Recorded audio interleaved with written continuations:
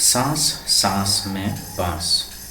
एक जादूगर थे, चंग चंगकी चंग लनबा, चंकी चंकी चंग लनबा। अपने जीवन में उन्होंने कई बड़े बड़े करतब दिखलाए। जब मरने को हुए तो लोगों से बोले, मुझे दफनाए जाने के छठे दिन मेरी कब्र खोदकर देखोगे तो कुछ नया सा पाओगे। कहा जाता है कि मौत के छठे दिन उनकी कब्र खोदी गई और उसमें से निकले बांस की टोकरियों के कई सारे डिज़ाइन लोगों ने उन्हें देखा। पहले उनकी नकल की और फिर नए डिज़ाइन भी बनाए। बांस भारत के विभिन्न हिस्सों में बहुतायत में होता है। भारत के उत्तर पूर्वी क्षेत्र के 7 राज्यों में बांस बहुत उगता है, इसलिए वहाँ बांस की चीज़ें बनाने का चलन भी खूब है। सभी समुदायों के भरण पोषण में इसका बहुत हाथ है। यहाँ हम खास तौर पर देश के उत्तरी पूर्वी राज्य नागालैंड की बात करेंगे। नागालैंड के निवासियों में बांस की चीज़ें बनाने का खूब प्रचलन है। इंसान ने जब हाथ से कलात्मक चीज़ें बनानी शुरू की, बांस की चीज़ें तभी से बन रही हैं। आवश्यकता के अनुसार इसमें बदलाव हुए हैं और अब भी हो रहे हैं। कहते हैं कि बांस की बुनाई का रिश्ता उस दौर से है जब इंसान भोजन इकट्ठा करता था। शायद भोजन इकट्ठा करने के लिए ही उसने ऐसी डलिया नुमा चीज़ें बनाई होंगी।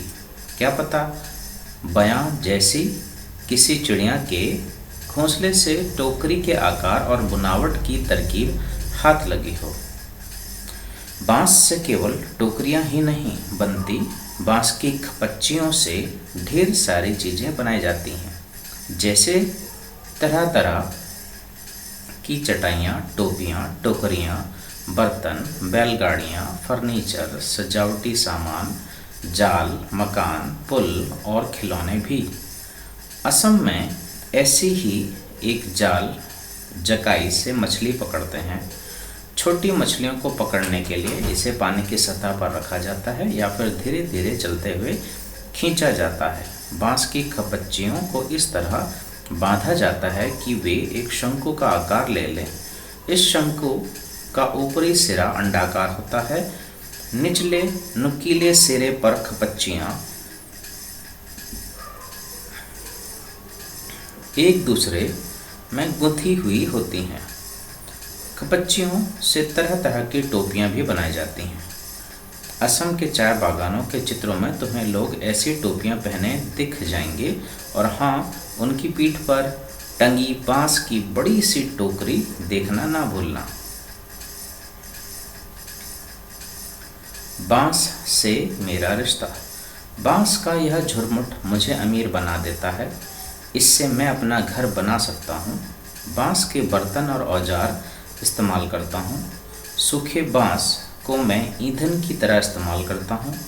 बांस का कोयला जलाता हूँ। बांस का अचार खाता हूँ। बांस के पालने में मेरा बचपन गुजरा। पत्नी भी तो मैंने बांस की टोकरी के जरिए पाई और फिर अंत में बांस पर ही लिटाकर मुझे मरघट ले जाया जाएगा। जुलाई से अक्टूबर घनघोर बारिश के महीने, यानी लोगों के पास बहुत सारा खाली वक्त, या कहो आसपास के जंगलों से बांस इकट्ठा करने का सही वक्त। आमतौर पे वे 1 से 3 साल की उम्र वाले बांस काटते हैं। बूढ़े बांस सख्त होते हैं और टूट भी तो जाते हैं। बांस से शाखाएं और पत्तियां अलग कर दी जाती हैं। इसके बाद ऐसे बांसों को चुना जाता है जिनमें गांठें दूर दूर होती हैं। दाव यानी चौड़े चांद जैसी फाल वाले चाकू से इन्हें छीलकर खपच्चियाँ तैयार की जाती हैं। खपच्चियों की लंबाई पहले से ही तय कर ली जाती है। मसलन आसन जैसी छोटी चीज़ें बनाने के लिए बांस को हर एक गठान से काटा जाता है, लेकिन टोकरी बनाने के लिए हो सकता है कि 2 या 3 या 4 गठानों वाली लंबी खपच्चियाँ काटी जाएं। यानी कहाँ से काटा जाएगा यह टोकरी की लंबाई पर निर्भर करता है। अगला भाग अगले में।